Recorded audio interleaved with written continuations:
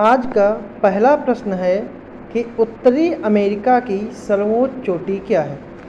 उत्तरी अमेरिका की सर्वोच्च चोटी क्या है, या फिर कहें कि उत्तरी अमेरिका की सर्वोच्च चोटी जो है वो कहाँ अवस्थित है। रॉकी श्रेणी में, अपलेशियन श्रेणी में, अलास्का श्रेणी में, या फिर कास्केड श्रेणी में, तो इसका सही जो आंसर है वो आपका है सी ऑप्शन, अलास्का श्रेणी में। अलास्का श्रेणी में जो है उत्तरी अमेरिका की सर्वोच्च चोटी स्थित है और जिसका नाम है माउंट मैककिले। माउंट मैककिले जो है वो यहाँ की सर्वोच्च चोटी है, जिसकी ऊंचाई जो है 6194 मीटर है।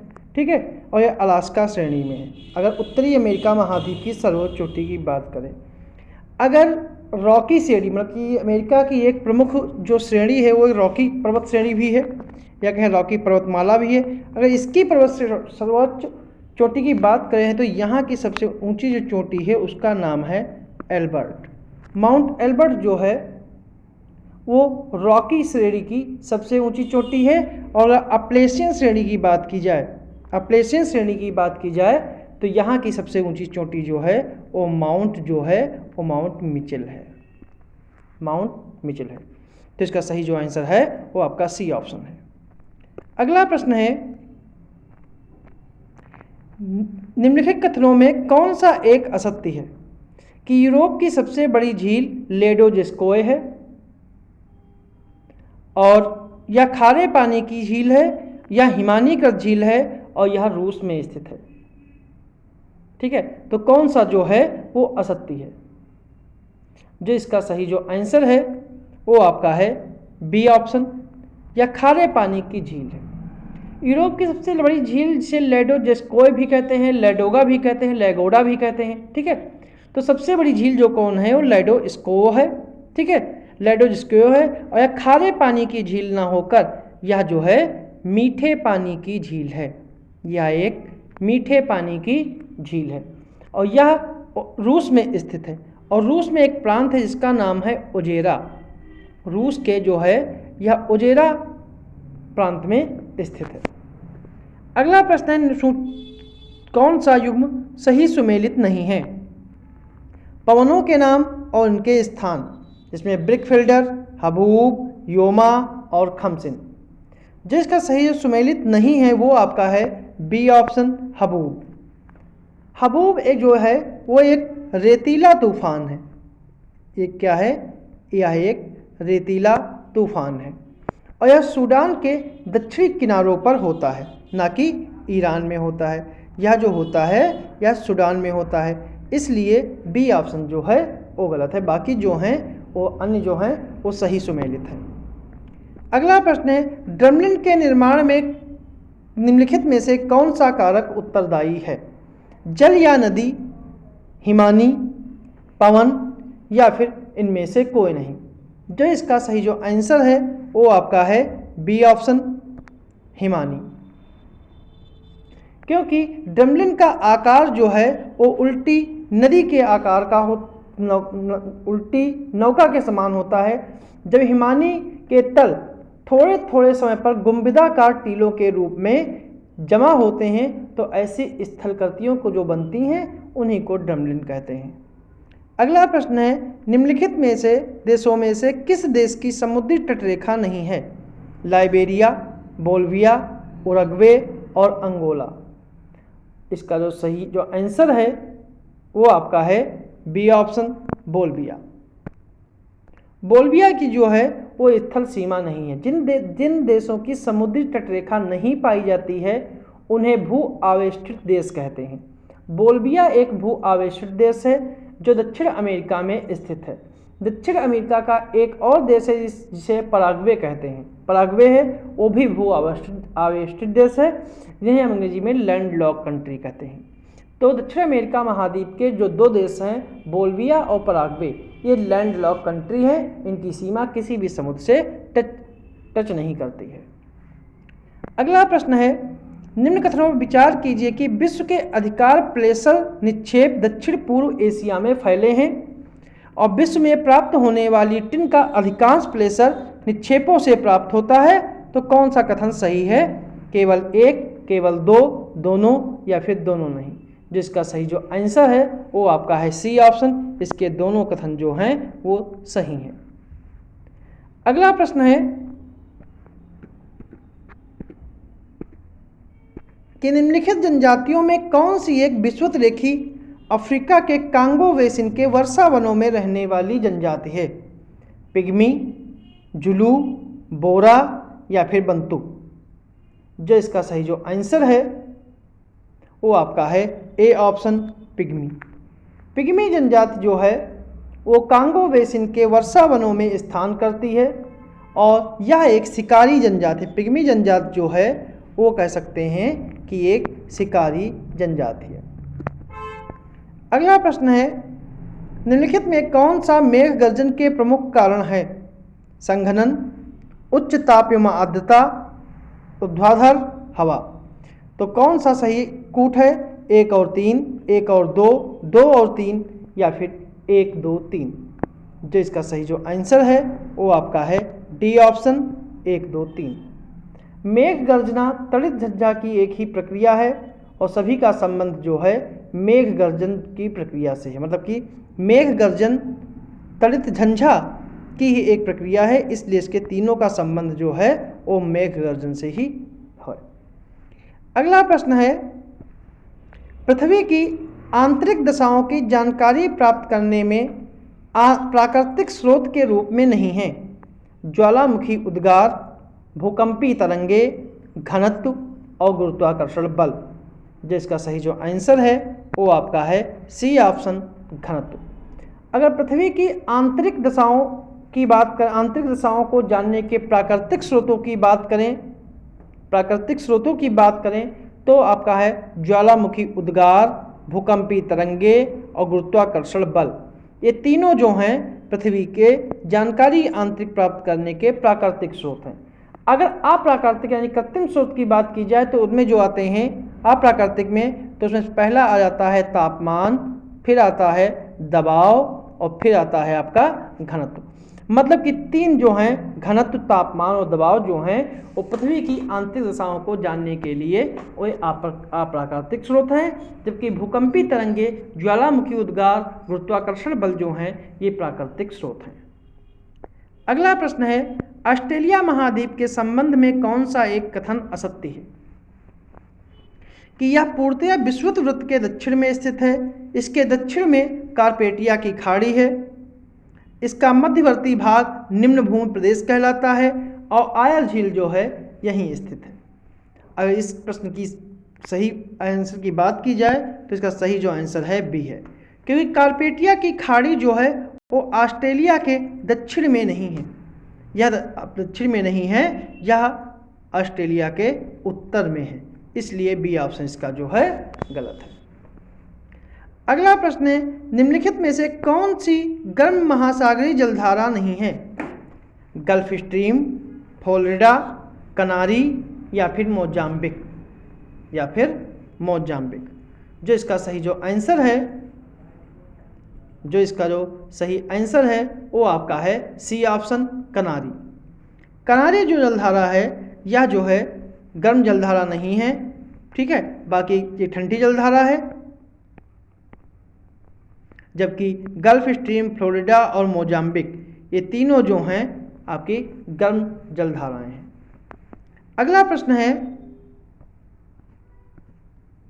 नीचे दिए गए कथन दूसरे कारण कहा गया है कि समताप मंडल को जेट विमानों की उड़ान के लिए आदर्श माना गया है और इस परत में ईंधन की खपत कम होती है। ए आर दोनों सही हैं, ए आर की सही व्याख्या करता है, इस और ए आर दोनों सही हैं, ए आर की व्याख्या नहीं करता है, इसकी व्याख्या नहीं करता है। फिर है ए सही है परंतु आर गलत है, ए गलत है परंतु आर सही है। तो कौन सा जो है वो सही है? तो इसका सही जो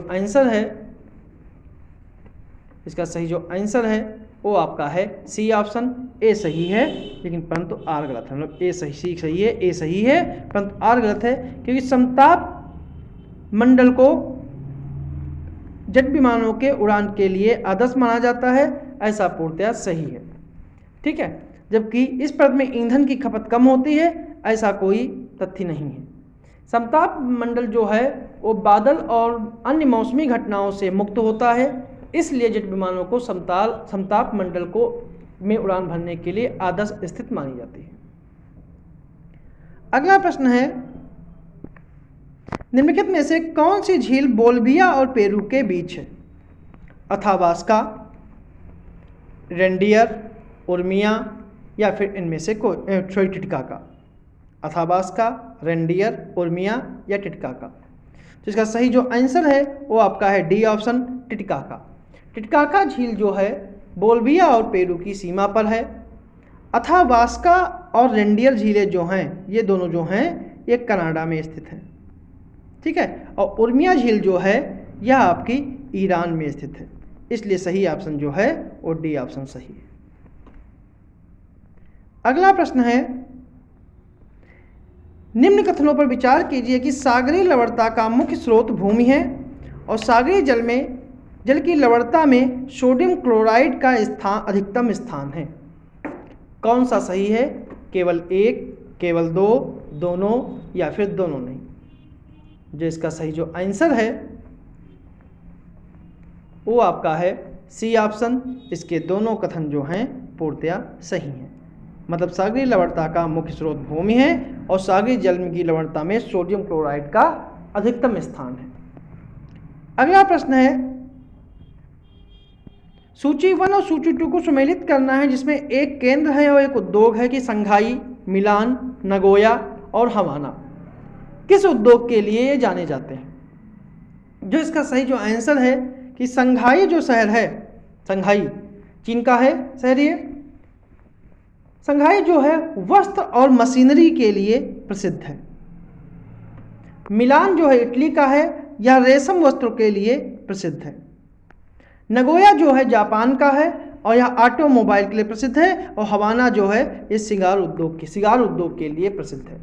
जिसका सही जो आंसर है वो आपका बी ऑप्शन है। अगला प्रश्न है, ज्वालामुखी क्रिया से मानव को होने वाले लाभों में कौन सा इसमें एक शामिल नहीं है? प्राकृतिक सुरक्षा वायु, बहुमूल्य खनिजों की प्राप्ति, भूतापी ऊर्जा या फिर विस्थापन? जिसका सही जो आंसर है वो आपका है डी ऑप्शन, विस्थापन। विस्थापन जो है वो मानव ज्वालामुखी से होने वाले मानव को लाभों में वर्णित नहीं है, क्योंकि विस्थापन जो है उससे मानव सभ्यता को नुकसान ही होता है। कि जब भी ज्वालामुखी विस्फोट होते हैं तो वहाँ की जनता को वहाँ से उस क्षेत्र जहाँ ज्वालामुखी फटते हैं वहाँ से उस जनता को पलायन करना पड़ता है। अगला प्रश्न है, निम्न राष्ट्रों में किसमें मानक समय रेखाओं की संख्या अधिकतम है? रूस, अमेरिका, फ्रांस और ऑस्ट्रेलिया? जो इसका सही जो आंसर है वो आपका है सी ऑप्शन, फ्रांस। फ्रांस में अधिकतर जो क्षेत्रों को जोड़ते हैं मानक समय रेखाओं की संख्या जो है फ्रांस में 12 है। अगर रूस की बात करें तो रूस में 11 है, और यूएसए की बात करें, अमेरिका की बात करें तो यहाँ की संख्या 7 है। और ऑस्ट्रेलिया की बात करें तो ऑस्ट्रेलिया की जो मानक समय रेखाओं की संख्या जो है वो 3 है। तो इसलिए सही आंसर जो है वो सी ऑप्शन है, फ्रांस। फ्रांस की राजधानी जो है वो पेरिस है, और पेरिस जो है वो सी नदी के किनारे है। और रूस की राजधानी मॉस्को है जो मस्को नदी के किनारे है। अमेरिका की राजधानी वाशिंगटन डीसी है जो पोटोमैक नदी के किनारे है। और ऑस्ट्रेलिया की राजधानी जो है वो कैनबरा है। अगला प्रश्न है, जकारू है भेड़ का एक प्रकार है, एक प्रकार का पक्षी जो उड़ नहीं सकता, एक प्रकार की घास, या ऑस्ट्रेलिया में भेड़ पालन केंद्रों पर कार्य करने वाले लोग? जो इसका सही जो आंसर है वो आपका है डी ऑप्शन, ऑस्ट्रेलिया में भेड़ पालन केंद्रों पर कार्य करने वाले लोग जो हैं उन्हीं को जकारू कहते हैं। ऑस्ट्रेलिया में विश्व की सर्वाधिक भेड़ें पाई जाती हैं और यहीं पर मेरिनो जात की भेड़ों से सबसे अच्छी किस्म की ऊन प्राप्त की जाती है। मर्रे डार्लिंग बेसिन जो है वो भेड़ पालन के लिए सबसे उपयुक्त भौगोलिक दशाएं उपलब्ध करवाता है। अगला प्रश्न है, निम्नलिखित कथनों पर विचार करें कि स्वर्णिम त्रिकोण दक्षिण पूर्वी एशिया का अफीम उत्पादक क्षेत्र है और बरमुडा त्रिकोण दक्षिण प्रशांत महासागर में स्थित है। इनमें कौन सा जो है वो सही है? केवल एक, केवल दो, दोनों या फिर दोनों नहीं। जो इसका सही जो आंसर है वो आपका है ए ऑप्शन, केवल एक। न पहला जो है वही सही है कि बरमुडा ट्रायंगल जो है वह दक्षिणी प्रशांत महासागर में स्थित नहीं है। बरमुडा ट्रायंगल या बरमुडा त्रिकोण जो है वो उत्तर पश्चिम अटलांटिक महासागर में स्थित है। अटलांटिक महासागर में स्थित है। और जो बरमुडा ट्रायंगल है इसमें आता कौन कौन है? इसमें आता है मियामी, बरमुडा और आपका आता है प्यूर्टो रिको, इसके अंतर्गत ही आते हैं। अगला प्रश्न है, सूची 1 में देश है, सूची 2 में राजधानी है, इनको सम्मिलित करना है कि तुर्कमेनिस्तान, उज्बेकिस्तान, किर्गिस्तान और तजाकिस्तान। तो इन राजधानियों को, सही देशों को इनकी राजधानियों के साथ जो है वो सम्मिलित करना है।